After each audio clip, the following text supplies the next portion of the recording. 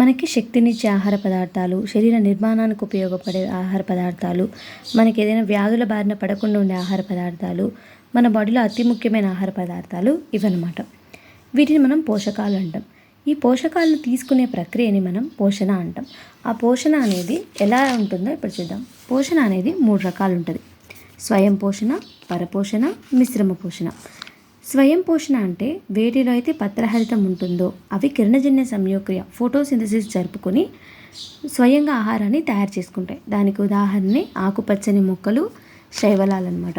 అంటే వీటిలలో ఏముండడం వల్ల ఇక్కడ జరుగుతుంది? ఇది క్లోరోఫిల్, పత్రహరితం అనేది ఉండడం వల్ల కిరణజన్య సంయోక్రియ అనే ప్రక్రియ జరుపుకొని ఆహార పదార్థాలని తయారు చేసుకుంటాయి.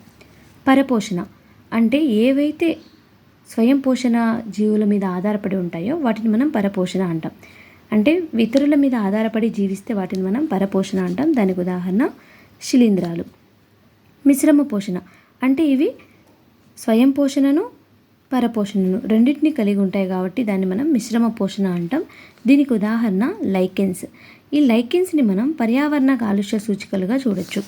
అంటే ఏంటంటే ఇవి ఎక్కడైతే వాతావరణంలో సల్ఫర్ డయాక్సైడ్ మోతాదు పెరిగినట్లయితే వాటి రంగులలో, కలర్స్లో మార్పు వస్తుంది. ఈ లైకెన్స్ మీకు బాగా గుర్తుండాలంటే మామూలుగా మనం బిర్యానీ వస్తువులలో, బిర్యానీ మసాలా దినుసులలో మనకి ఒక ఆకులాగా కనిపిస్తుంది అనమాట. అదే లైకెన్స్ అనమాట ఇవి. అయితే ఇవి మనకి ఎక్కడైతే పొల్యూషన్ ఉండదో అలాంటి ప్లేస్లలోనే గ్రో అవుతాయి. పర్యావరణ కాలుష్యక సూచికలు అనమాట ఇవి. అంటే అవి ఉంటే ఇవి పెరగవు అనమాట. ఇండికేటర్స్గా లైకెన్స్ని వాడతాం. సల్ఫర్ డయాక్సైడ్ వాతావరణంలో మోతాదు పెరిగినట్లయితే లైకెన్స్ యొక్క కలర్లో మార్పు అనేది వస్తుంది. గ్రీన్ కలర్ ఉండేది కాస్త ఎల్లో కలర్లోకి మారిపోతుంది. అయితే సల్ఫర్ డయాక్సైడ్ వాయువు యొక్క కాలుష్యక సూచికాన్ని మనం వేటిని అనొచ్చు? లైకెన్లు అనొచ్చు. లైకెన్లు అనేవి గ్రో అయ్యాయంటే అక్కడ సల్ఫర్ డయాక్సైడ్ అనేది లేదు అని అర్థం. అయితే ఇక్కడ స్వయం పోషణ, పరపోషణ రెండింటినీ చూపుతుంది కదా. అది ఎలా అంటే శైవలాలపై శిలీంధ్రాలు దాడి చేసి సహజీవనం జరపడం వల్ల లైకెన్లు ఏర్పడతాయి. స్వయం పోషణ ఇక్కడ శైవలాలు ఉంది కదా, ఇది ఏం చేస్తుందంటే ఫుడ్ని ఓన్గా తయారు చేసుకుంటుంది. శిలీంధ్రాలు ఏం చేస్తాయంటే ఈ శైవలాల మీద దాడి చేసి 2 సహజీవనం ఏర్పరచుకొని, అంటే 2 కలిసిపోయి లైకెన్స్ని ఫామ్ చేస్తాయి. కాబట్టి 2 రకాల పోషణలు మనం గమనించవచ్చు. అందుకే వాటిని మనం మిశ్రమ పోషణ అని పిలుస్తున్నాం అనమాట. మనం ఇంకా ఈ లైకెన్లను ఎక్కడ వాడతామంటే లిట్మస్ పేపర్ల తయారీలో లైకెన్లని ఉపయోగిస్తాం. శైవలాలు, ఆల్గే అంటాం వీటిని. ఇవి స్వయం పోషణ విధానాన్ని, శిలీంధ్రాలు, ఫంగై అంటాం. ఇది పరపోషణ విధానాన్ని చూపిస్తాయి. Pioneers of the plant Kingdom అంటే లైకెన్స్. ఎలా అంటే మనకి మొక్కలు అనేది మొదట అంటే ఒక బండరాయి ఉందనుకోండి, ఆ బండరాల మీద మనకి లైకెన్స్ అనేవి ఫామ్ అయ్యి ఈ కార్బోనిక్ యాసిడ్స్ అనేవి రిలీజ్ చేస్తాయి. ఆ రిలీజ్ చేయడం వల్ల రాయి అనేది ముక్కలు అవుతుంది. అలా ముక్కలు అయిపోయిన తర్వాత కొన్ని సంవత్సరాల తర్వాత చిన్న చిన్న రాళ్ళలాగా ఏర్పడి మట్టిలాగా ఏర్పడుతుంది అనమాట. అంటే ఫస్ట్ మనకి ఏ ప్లాంట్ గ్రో అవుతుంది? లైకెన్సే. కాబట్టి pioneers of the plant Kingdom వచ్చి లైకెన్ అవుతుంది. నెక్స్ట్, మొక్కలలో నిల్వ ఉండే ఆహార పదార్థం ఏంటి? పిండి పదార్థం. మనకి ఈ పాయింట్ అనేది, ఈ మొక్కలలో నిల్వ ఉండే ఆహార పదార్థం, పిండి పదార్థం అనేది స్టాండర్డ్ జీకే కూడా, అంటే అందరు తెలుసుకోవాల్సిన విషయం కూడా. మొక్కలలో ఆహార పదార్థం ఎలా నిల్వ ఉంటుంది? పిండి పదార్థం రూపంలో నిల్వ ఉంటుంది. అలాగే ఈ పాయింట్ కూడా, కిరణజన్య సంయోక్రియ జరిగేది ఎక్కడ? పత్రంలో జరుగుతుంది. ఒక మొక్కలో కిరణజన్య సంయోక్రియ అనేది ఎక్కడ జరుగుతుంది? పత్రంలో జరుగుతుంది. ప్రకృతి యొక్క ఆహార కర్మాగారం అని మనం ఈ లీఫ్ని పిలుస్తాం. పత్రంలో ఉండే సూక్ష్మ రంధ్రాలను మనం ఏమని పిలుస్తాం? పత్ర రంధ్రాలు అంటాం. పత్రంలో ఉండే సూక్ష్మ రంధ్రాల్ని పత్రరంధ్రాలు అంటాం. ఈ పత్రరంధ్రం చుట్టూ ఉండే కణాలని రక్షక కణం అంటాం. ఇది పత్రరంధ్రం. ఈ చుట్టూ ఉండే కణాలని రక్షక కణాలు అంటాం. దీని చుట్టూ ఉండే ఇలాంటి కణాలని అనుబంధ కణాలు అంటాం. పత్రరంధ్రం, రక్షక కణాలు, అనుబంధ కణాలు. మీసోఫిల్ కణజాలం, పత్రాంతర కణజాలం. దీంట్లో ఏముంటుంది? మనకి పత్రహరితం ఉంటుంది. మీసోఫిల్ కణజాలంలో ఏముంటుంది? పత్రహరితం ఉంటుంది. అలాగే హరిత రేణువుల్ని కూడా కలిగి ఉంటుంది. అయితే మనకి కొన్ని లీవ్స్ వచ్చి మనకి రెడ్ కలర్లో, వైలెట్ కలర్లో, బ్రౌన్ కలర్లో కనిపిస్తూ ఉంటాయి. అట్లా ఉంటే మనకి అక్కడ కిరణజన్య సంయోక్రియ జరగదా అంటే జరుగుతుంది. అయితే అక్కడ క్లోరోఫిల్ అనేది అనుబంధ వర్ణద్రవ్యాల మోతాదు అనేది ఎక్కువ. అంటే గ్రీన్ కలర్ అనేది తక్కువగా ఉంటుంది. ఈ ఏవైతే రెడ్ కలర్కి కారణమయ్యే పిగ్మెంట్స్, ఊదా కలర్కి కారణమయ్యే పిగ్మెంట్స్, గోధుమ రంగు రావడానికి కారణమయ్యే పిగ్మెంట్స్ అనేవి డామినేట్ చేస్తూ ఉంటాయి కాబట్టి అది సప్రెసివ్ అవి కనిపించదు గ్రీన్ కలర్ అనేది. కానీ ప్రతి ఒక్క లీఫ్ అనేది గ్రీన్ కలర్గానే ఉంటుంది అనమాట. అంటే పత్రహరితంతోనే తయారవుతుంది. కానీ ఈ అనుబంధ వర్ణద్రవ్యాలు మిగిలిన పిగ్మెంట్స్ అనేవి ఎక్కువగా ఉండడం వల్ల అవి సప్రెస్ అయిపోయింది అనమాట. మనకి ఎరుపు నారింజ రంగు రావాలంటే కావాల్సింది ఏంటి? కెరోటినాయిడ్స్. పసుపు రంగు కోసం జాంతోఫిల్స్. ఎరుపు నారింజ రంగు కెరోటినాయిడ్స్, పసుపు రంగు జాంతోఫిల్స్. నత్రజని లోపించిన ప్రాంతాల్లో పెరిగే మొక్కలు కీటకాహార మొక్కలు. ఇవి కూడా పరపోషకాల అంటే పాక్షిక పరపోషకాలు. ఎందుకంటే ఈ కీటకాహార మొక్కల్లో పత్రాలు ఉంటాయి. ఇవి కిరణజన్య సంయోక్రియ జరుపుతాయి. ఇవి ఓన్గా ఫుడ్ని తయారు చేసుకుంటాయి. అయితే ఇవి నైట్రోజన్ అనేది వీటికి అందదనమాట. ఆ సంబంధిత లోపించిన ప్రాంతాల్లో పెరుగుతూ ఉంటాయి. కాబట్టి ఈ నైట్రోజన్ కోసం ఇవి బయట వెళ్ళే కీటకాలను చంపి తింటాయి అన్నమాట. కాబట్టి కీటకాహార మొక్కలు అనేవి పాక్షిక స్వయం పోషకాలు, పూర్తిగా కాదు, పాక్షిక. నెక్స్ట్ దీనికి ఎగ్జాంపుల్ నెపంతిస్. దీన్నే మనం పిక్చర్ ప్లాంట్ అని కూడా అంటాం. నెపంతిస్ ప్లాంట్ని పిక్చర్ ప్లాంట్ అని పిలుస్తాం. ఇది మనకి కీటకాహార మొక్కలలో ప్రోటియోలైటిక్ ఎంజైమ్లు అనేవి ప్రోటీన్లని విచ్ఛిన్నం చేస్తూ ఉంటాయి. అందుకే లోపలికి వెళ్ళిన తర్వాత కీటకాలని చంపుతాయి అన్నమాట. ఇది చూడండి, నత్రజని లోపించిన ప్రాంతాల్లో పెరిగే మొక్కలు కీటకాహార మొక్కలు. ఈ పాయింట్ అందరూ తెలుసుకోవాల్సిన పాయింట్. నెక్స్ట్ కీటకాహార మొక్కలు లేదా మాంసాహార మొక్కలకు ఉదాహరణ నెపంతిస్, డయోనియా. దీన్నే మనం వీనస్ ఫ్లై ట్రాప్ అని పిలుస్తాం. అలాగే డ్రాసిరా, ఇట్రిక్యులేరియా. ఇవన్నమాట కీటకాహార మొక్కలు. నెక్స్ట్ మనకి అయోడిన్ పరీక్ష జరిపినప్పుడు నీలివర్ణంలోకి పత్రం మారిపోయిందంటే అక్కడ పిండి పదార్థం ఉన్నట్టు.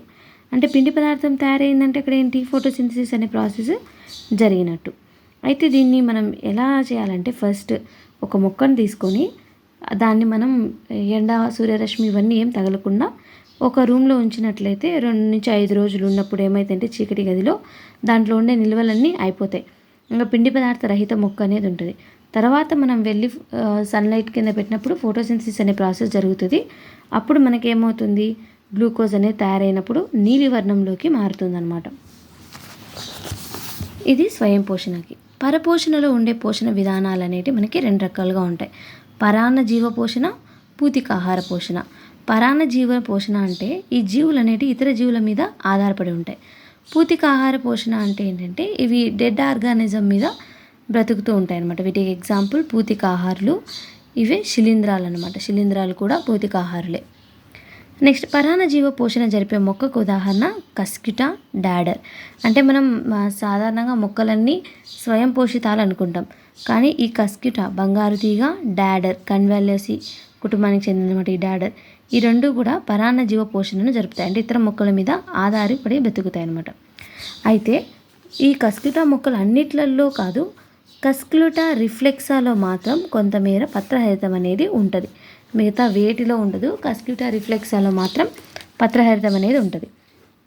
అయితే కస్క్లుటా మొక్కలలో ఉండే వేర్ల వంటి నిర్మాణాలు ఏంటి? అంటే ఈ వేరే వాటి మీద ఆధారపడి జీవిస్తున్నాయి కదా, అంటే వాటి రూట్లలో ఏమైనా చేంజ్ వచ్చిందా అంటే వచ్చింది.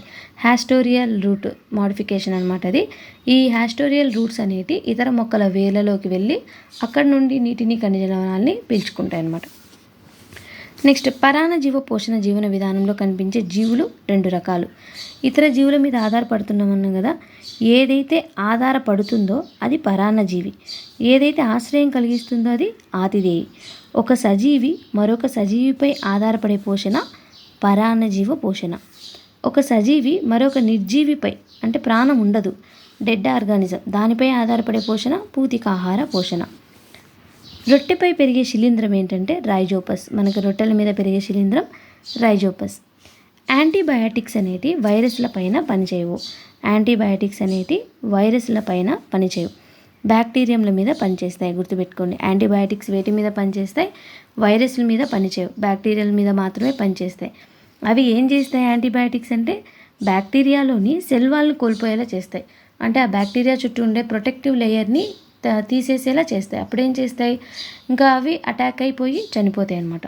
కాబట్టి యాంటీబయాటిక్స్ అనేవి వైరస్ల పైన పనిచేయవు, బ్యాక్టీరియాల పైన పనిచేస్తాయి. ఎలా చేస్తాయి? వాటి సెల్ వాల్ని కోల్పోయేలా చేస్తాయి అన్నమాట. ఇందాక మనం ఈస్ట్ అనుకున్నాం కదా, రొట్టెపై పెరుగుతుందని. ఈ ఈస్ట్ అనేది ఒక ఏకకణ శిలీంధ్రం, ఒకే ఒక కణంతో తయారై ఉంటుంది అనమాట. అలాగే పుట్టగొడుగు అంటే ఏంటి? మష్రూమ్స్. ఈ మష్రూమ్స్ అనేటి బహుకణ శిలీంధ్రాలు. ఏకకణ శిలీంధ్రానికి ఉదాహరణ ఈస్ట్, బహుకణ శిలీంధ్రానికి ఉదాహరణ పుట్టగొడుగు. వర్షాకాలంలో శిలీంధ్రాలు ఏం చేస్తాయంటే వస్తువులని పాడు చేస్తాయి. శిలీంధ్రాలు వస్తువులను పాడు చేసే కాలం వర్షాకాలం. అలాగే శిలీంధ్రాలు ఎక్కడ పెరుగుతాయి? పచ్చళ్ళపైన, తోలు వస్తువులపైన పెరుగుతూ ఉంటాయి. కీటకాహార మొక్కలలో మనం ఏమంటున్నాం? అవి కీటకాలను తింటాయి అనుకుంటున్నాం కదా. అవి పత్రం యొక్క శీర్షం అనేది కూజా యొక్క నోరును తెరవగలదు, మూయగలదు. అయితే మనకి ఏది కూజాగా నిర్మితమవుతుందంటే పత్రం. అంటే ఇది ఒక లీఫ్ అనుకోండి. ఈ లీఫ్లో ఈ పత్ర దళం ఏదైతే ఉందో ఇదంతా కూజాలాగా మారిపోతుంది. పైన లిడ్ అనేది శీర్షం అనమాట. ఇది శీర్షం అనేది మూతలాగా అయిపోతుంది. పత్రదళం అనేది కూజాలాగా మారుతుంది. ఆవాసాన్ని, పోషకాలను కలిసి జీవిస్తూ పంచుకునే విధానం సహజీవనం. అంటే రెండు జీవులు నివసిస్తూ ఉంటాయి, ఒకదానికొకటి సపోర్ట్ చేస్తూ ఉంటే దాన్ని మనం సహజీవనం అని పిలుస్తాం.